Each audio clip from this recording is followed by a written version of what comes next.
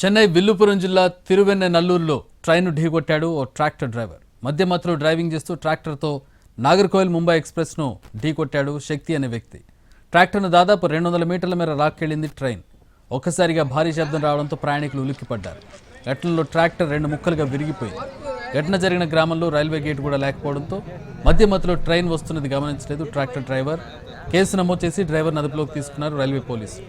ఇక ప్రమాదం కారణంగా పలు రైళ్లు ఆలస్యంగా నడుస్తున్నాయి.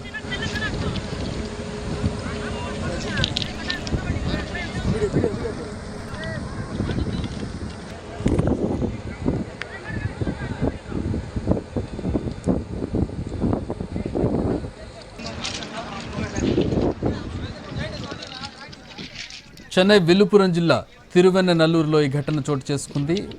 మద్యం మత్తులో ట్రైన్నే ఢీకొట్టాడు ఓ డ్రైవర్.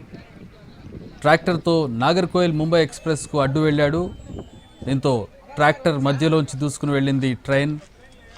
కొన్ని మీటర్ల మేర లాక్కెళ్ళింది. ఒక్కసారిగా భారీ శబ్దం రావడంతో ట్రైన్లోని ప్రయాణికులు ఉలిక్కిపడ్డారు.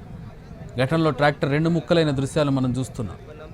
ఘటన జరిగిన గ్రామంలో రైల్వే గేటు కూడా లేకపోవడంతో మధ్యమత్తులో ట్రైన్ వస్తుంది గమనించలేదు ట్రాక్టర్ డ్రైవర్.